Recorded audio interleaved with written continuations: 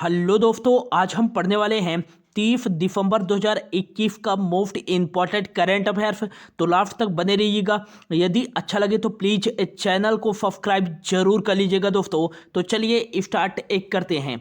आज का पहला क्वेश्चन है, हाल ही में किस देश ने दुनिया का पहला डुअल मोड वाहन लॉन्च किया है? तो राइट आंसर हो जाएगा, हाल ही में जापान ने दुनिया का पहला डुअल मोड वाहन लॉन्च किया है। डुअल मोड वाहन का मतलब है कि यह जो वाहन है वो सड़क में भी चल सकता है और रेल पटरियों पर भी चल सकता है। इस वाहन में आप देख सकते हैं दो प्रकार के टायर दिखेंगे आपको। ये जो रबड़ का टायर है ये सड़क में चलने में मदद करेगा और ये जो आयरन व स्टील का टायर है ये रेल पटरियों में चलने के लिए मदद करेगा। और यह दुनिया का पहला डुअल मोड वाहन है जिसको लॉन्च किया है जापान ने। यह मिनी बस के जैसे दिखने वाला एक वाहन है जो एक बार में 21 यात्रियों को ले जा सकता है। इसकी जो सड़क में रफ्तार है यह सड़क में 100 किलोमीटर पर आवर के हिसाब से चल सकता है और रेल पटरियों पर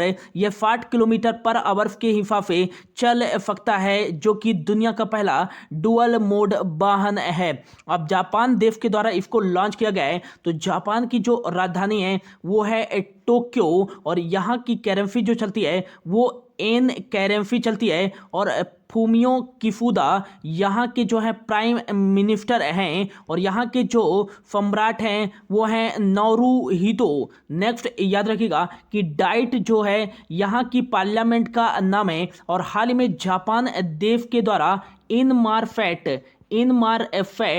6F1 संचार उपग्रह का सफलतापूर्वक परीक्षण किया गया है। और यह जो इनमारफेट 6F1 संचार उपग्रह है ये दुनिया का सबसे बड़ा एवं सबसे परिष्कृत वाणिज्यिक संचार उपग्रह है, जिसको जापान की अंतरिक्ष agency JAXA, Japan aerospace exploration agency के द्वारा हाल ही में लॉन्च किया गया है। जापान में भारत के राजदूत हैं वो हैं संजय कुमार वर्मा। भारत और जापान के बीच में दो एक्सरसाइज आयोजित की जाती हैं। एक तो है JIMEX exercise, Japan India maritime exercise, और जो दूसरा एक्सरसाइज है वो है धर्म गार्जियन एक्सरसाइज। यदि पूछा जाए कि समर ओलंपिक्स 2020 का आयोजन किस देश में किया गया है तो ये जापान की राजधानी टोक्यो में ही किया गया है। और यह इसका 32वां संस्करण आयोजित किया गया है।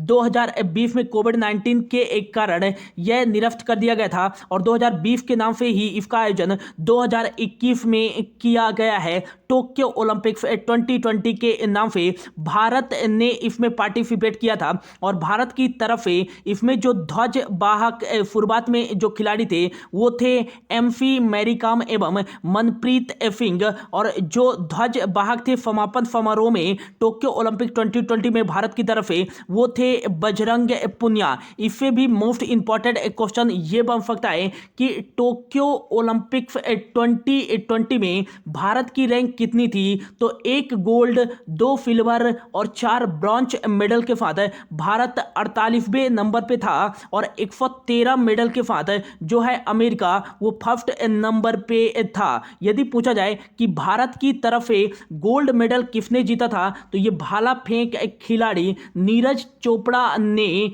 87.58 मीटर का भाला फेंक करके गोल्ड मेडल जीता था। और एथलेटिक्स में गोल्ड मेडल जीतने वाले पहले भारतीय खिलाड़ी कौन बन गए हैं? ये नीरज चोपड़ा बन गए हैं। और ओलंपिक में सबसे कम उम्र में गोल्ड मेडल जीतने वाले पहले भारतीय खिलाड़ी कौन बने हैं? ये नीरज चोपड़ा ही बने हैं। और 2 सिल्वर मेडल टोक्यो ओलंपिक्स 2020 में भारत ने जीते हैं। 2 सिल्वर मेडल किसने जीते हैं? तो एक जो जीता है मीराबाई चानू ने जीता है वेट लिफ्टिंग में। और वेट लिफ्टिंग में सिल्वर मेडल जीतने वाली पहली भारतीय महिला भी बन गए हैं मीराबाई चानू। और जो दूसरा सिल्वर मेडल जीता है वो रवि कुमार दहिया ने जीता है। ये एक पहलवान हैं। और 4 जो ब्रॉन्ज मेडल आए हैं उनमें से जो पहला ब्रॉन्ज मेडल जीता है वो भारतीय हॉकी पुरुष टीम ने जीता है। दूसरा जो ब्रॉन्ज मेडल जीता है वो पीवी सिंधु जी ने जीता है, बैडमिंटन से संबंधित है। ओलंपिक में 2 लगातार मेडल जीतने वाली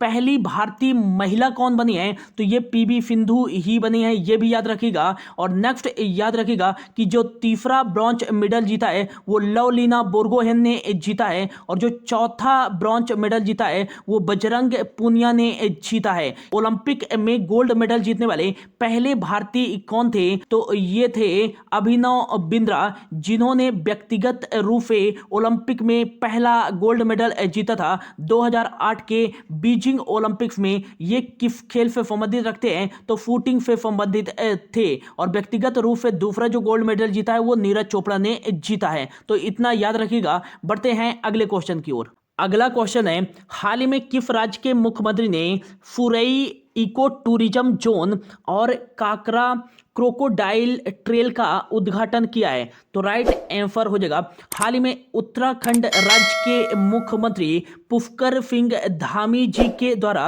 राज्य में फुरई इको टूरिज्म जोन और काकरा क्रोकोडाइल ट्रेल का उद्घाटन किया गया है। अब ये जो फुरई इको टूरिज्म जोन है ये है क्या? तो इसमें जो है पर्यटक जंगल सफारी का मजा ले सकते हैं इस जोन के माध्यम से, और ये इस प्रकार का राज्य का पहला जोन है। जो काकरा क्रोकोडाइल ट्रेल है इसके माध्यम से जो भी पर्यटक हैं वो जो मगरमच्छ की मार्फ प्रजाति का जो मगरमच्छ है उसको ज़्यादा करीब से और सुरक्षित रूप से देख सकते हैं पर्यटक इस काकरा क्रोकोडाइल ट्रेल के द्वारा। और इन दोनों को उद्घाटन किया है उत्तराखंड के मुख्यमंत्री पुष्कर सिंह धामी ने। नेक्स्ट जो है उत्तराखंड के मुख्यमंत्री जी के द्वारा इसका उद्घाटन किया गया है। तो उत्तराखंड जो है इंडिया के मैप पे कहाँ पास स्थित है? उत्तराखंड।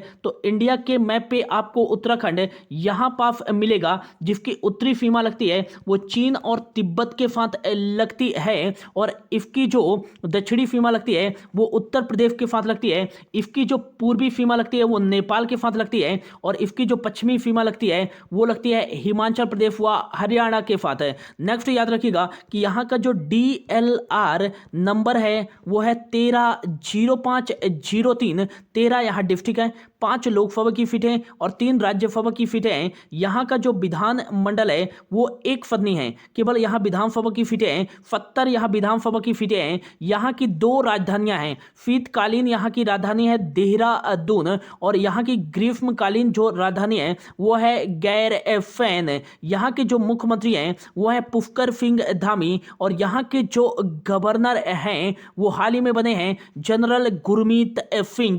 नेक्स्ट याद रखिएगा कि जिम कॉर्बेट नेशनल पार्क है, जिम कॉर्बेट नेशनल पार्क जिसका पहले नाम था हैली नेशनल पार्क, और ये भारत का पहला नेशनल पार्क है जिसकी स्थापना 1936 में की गई थी। अब इसका नाम बदल करके रामगंगा नेशनल पार्क कर दिया गया है। नेक्स्ट याद रखिएगा कि जिम कॉर्बेट नेशनल पार्क में ही पहली बार टाइगर प्रोजेक्ट लाया गया था 1973 में। यदि पूछा जाए कि भारत के किस नेशनल पार्क में पहली बार टाइगर प्रोजेक्ट लाया गया था, तो ये जिम कॉर्बेट नेशनल पार्क में ही लाया गया था 1973 में। और जानवरों के लिए जो भारत का पहला क्वारंटाइन सेंटर बनाया गया है वो जिम कॉर्बेट नेशनल पार्क में ही बनाया गया है। फूलों की घाटी नेशनल पार्क है, फूलों की घाटी national park, Nanda Devi national park, Govind Pashu Vihar national park, Rajaji national park, Gangotri national park, ये सभी नेशनल पार्क कहाँ स्थित है? तो उत्तराखंड में ही स्थित है। नंदा देवी नेशनल पार्क को 1988 में यूनेस्को की साइट में भी शामिल किया गया था। नेक्स्ट याद रखिएगा कि भीमताल, फतताल और नैनीताल जो झील है वो कहाँ स्थित है? तो उत्तराखंड में ही स्थित है। और भारत का जो सबसे ऊंचा बांध है टिहरी बांध वो किस नदी पर स्थित है? तो भागीरथी नदी पर स्थित है। किस राज्य में स्थित है? तो उत्तराखंड राज्य में ही स्थित है। इसकी जो टोटल ऊंचाई है वो 260.5 मीटर है, और ये भारत का सबसे ऊंचा बांध है। हाल ही में कोविड-19 पेशेंट के लिए मिशन हौसला की शुरुआत उत्तराखंड राज्य सरकार के द्वारा की गई है, और जो भारत का पहला फॉरेस्ट हीलिंग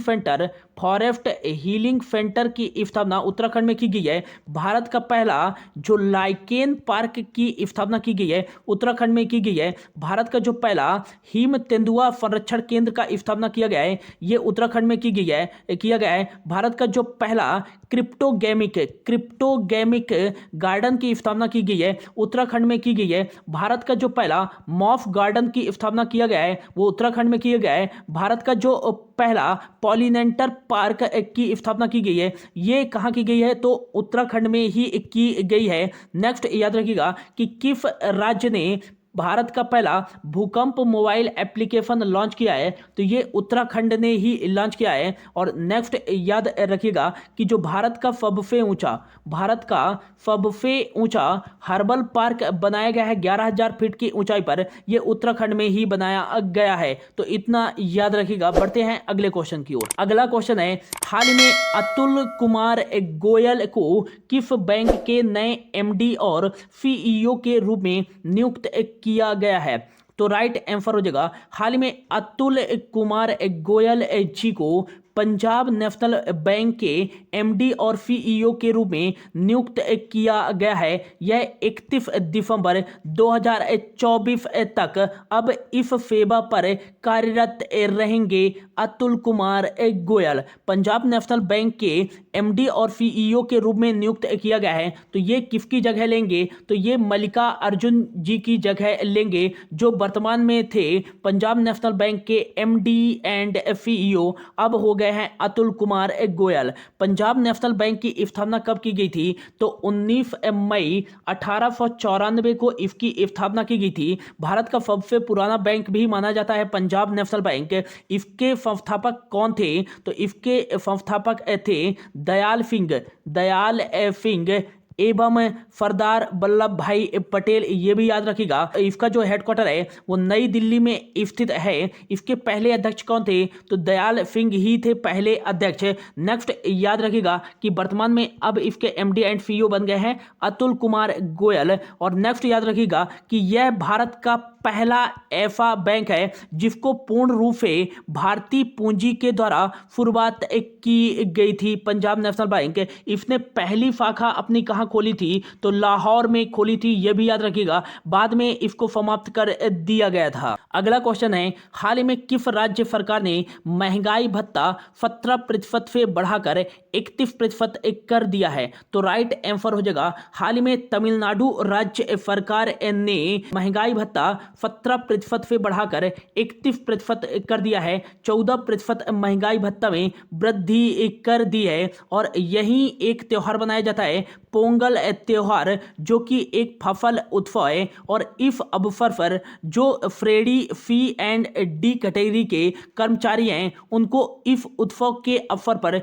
3,000 रुपए की राशि भी प्रदान की जाएगी। तमिलनाडु ने यह वृद्धि की है। तो इंडिया के मैप पे तमिलनाडु कहाँ पास स्थित है तो भारत का एक दक्षिणी राज्य है तमिलनाडु। यहाँ पास आपको दिखेगा तमिलनाडु। इसकी जो उत्तरी सीमा लगती है वो लगती है आंध्र प्रदेश के साथ और इसकी जो पश्चिमी सीमा लगती है वो केरल व कर्नाटक के साथ लगती है। इसकी जो पूर्वी सीमा लगती है वो बे ऑफ बंगाल के साथ लगती है और इसकी जो दक्षिणी सीमा लगती है वो इंडियन ओशियन के साथ लगती है। यहाँ का जो DLR नंबर है वो है 38 39 18। यहाँ 38 डिस्ट्रिक्ट है, 39 लोकसभा की सीटें हैं, 18 राज्यसभा की सीटें हैं। यहाँ का जो विधानमंडल है वो एक पत्नी है। केवल यहाँ विधानसभा की सीटें हैं जो 234 यहाँ विधानसभा की सीटें हैं। यहाँ के जो मुख्यमंत्री हैं वो हैं MK स्टालिन और यहाँ के जो गवर्नर हैं वो हैं RN रवि। यहाँ की जो राजधानी है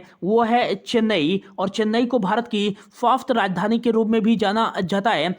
इंदिरा गांधी नेशनल पार्क है, Indira Gandhi national park, Mudumalai national park और Mukurthi national park, gulf of Mannar national park, Palani hills national park, Guindy national park. ये सभी नेशनल पार्क कहाँ स्थित हैं तो ये तमिलनाडु में ही स्थित हैं। सत्यमंगलम टाइगर रिजर्व ये कहाँ स्थित है? तमिलनाडु में ही स्थित है। भारतनाट्यम शास्त्रीय नृत्य किस राज्य का शास्त्रीय नृत्य है? तो ये तमिलनाडु का ही शास्त्रीय नृत्य है, ये भी याद रखिएगा। भारत का जो पहला डुगोंग संरक्षण रिजर्व व समुद्री गाय संरक्षण रिजर्व बनाया जाएगा, ये तमिलनाडु के तट पर ही बनाया जाएगा। और एक याद रखिएगा कि तमिलनाडु और श्रीलंका के बीच में स्थित है कच्चा तिबू द्वीप। और हाल ही में ये चर्चित द्वीप था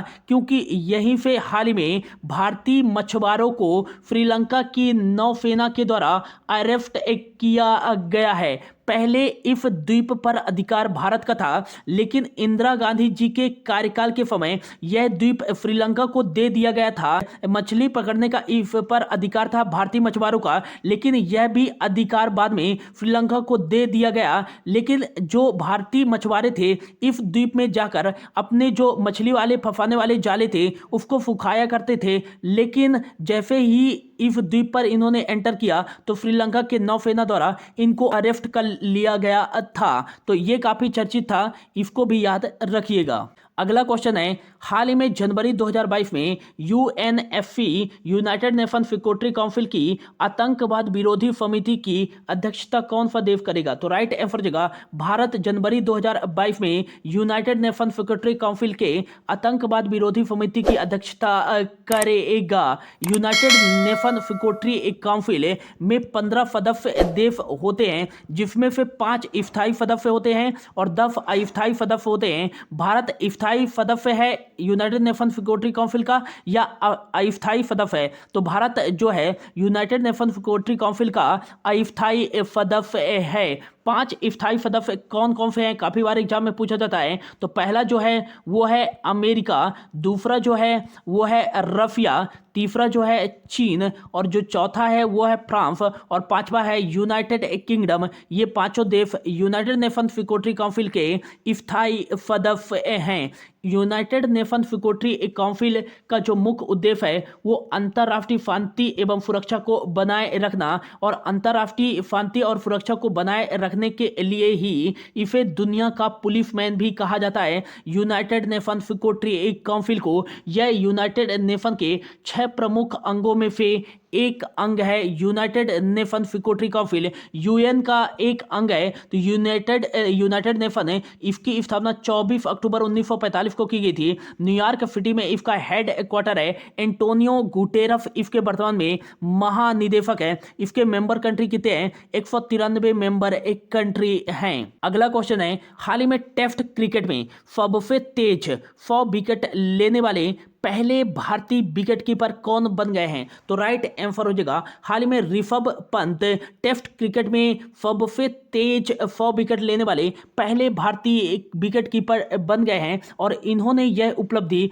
साउथ अफ्रीका टेस्ट में हासिल की है। इन्होंने किसका रिकॉर्ड तोड़ा है? तो एमएस धोनी का रिकॉर्ड इन्होंने तोड़ा है। ऋषभ पंत ने मात्र 26 मैचों में 100 विकेट का रिकॉर्ड बनाया है, जबकि जो है एमएस धोनी ने 36 मैचों में 100 विकेट लेने का रिकॉर्ड बनाया था। और सबसे तेज 100 विकेट लेने वाले जो विकेट कीपर बन गए हैं वो ऋषभ पंत बन गए हैं। और हाल ही में ऋषभ पंत को उत्तराखंड राज्य सरकार के द्वारा खेलों को बढ़ावा देने के लिए उत्तराखंड का ब्रांड एम्बेसडर भी बनाया गया था। अगला क्वेश्चन है, हाल ही में सोमा शंकर प्रसाद को किस बैंक के नए एमडी और सीईओ के रूप में नियुक्त किया गया है? तो राइट आंसर जगह हाल ही में यूको बैंक के नए एमडी और सीईओ के पद के रूप में नियुक्त किया गया है सोमा शंकर प्रसाद को। यूको बैंक के एमडी और सीईओ पद के रूप में नियुक्त किया गया है। तो यूको बैंक की स्थापना 1943 में की गई थी। कोलकाता वेस्ट बंगाल में इसका हेड क्वार्टर है। इसका फुल फॉर्म हो जाएगा यूनाइटेड कमर्शियल बैंक। अगला क्वेश्चन है, हाल ही में किस राज्य सरकार ने अमूल परियोजना का शुभारंभ किया है? तो राइट आंसर हो जाएगा आंध्र प्रदेश राज्य सरकार ने। आंध्र प्रदेश का जो कृष्णा जिला है उसके 264 गांवों में जो भी किसान हैं उनको डेयरी के लिए वित्तीय वित्तीय सहायता को बढ़ावा देने के लिए अमूल परियोजना का शुभारंभ किया है आंध्र प्रदेश राज्य सरकार ने। आंध्र प्रदेश राज्य सरकार ने यह योजना की शुरुआत की है। तो इंडिया के मैप पे आंध्र प्रदेश यहाँ पास स्थित है, जिसकी दक्षिणी सीमा तमिलनाडु के साथ है और इसकी जो पश्चिमी सीमा लगती है वो कर्नाटक के साथ है और इसकी जो उत्तरी सीमा लगती है उड़ीसा और तेलंगाना के साथ लगती है और इसकी जो पूर्वी सीमा लगती है वो बे ऑफ बंगाल के साथ लगती है। यहाँ का जो DLR नंबर है वो है 13-25-11। 13 यहाँ डिस्ट्रिक्ट, 25 लोकसभा की सीटें, 11 यहाँ राज्यसभा की सीटें हैं। यहाँ का जो विधान मंडल है वो 2 सदनी है, विधानसभा की भी सीटें हैं और विधान परिषद की भी सीटें हैं। 58 यहाँ विधान परिषद की सीटें हैं और विधानसभा की यहाँ 175 सीटें हैं। YF जगनमोहन रेड्डी यहाँ के मुख्यमंत्री हैं और विश्व भूषण हरिश्चंद्रन यहाँ के गवर्नर हैं। अमरावती यहाँ की राजधानी है और कुचिपुड़ी जो शास्त्रीय नृत्य है, किस राज्य का शास्त्रीय नृत्य है? तो आंध्र प्रदेश का ही शास्त्रीय नृत्य है। अगला क्वेश्चन है, हाल ही में किस भारतीय तेज गेंदबाज ने टेस्ट क्रिकेट में सबसे कम गेंदों में 200 विकेट लेने का रिकॉर्ड बनाया है? तो राइट आंसर हो जाएगा, हाल ही में मोहम्मद शमी ने आर अश्विन का रिकॉर्ड तोड़ते हुए टेस्ट क्रिकेट में सबसे कम गेंदों में 200 विकेट लेने का रिकॉर्ड बनाया है। और आज का जो हमारा लास्ट क्वेश्चन है, हाल ही में भारतीय कारपोरेट मामलों के संस्थान जो है Indian institute of corporate affairs के महानिदेशक और CEO के रूप में किसे नियुक्त किया गया है?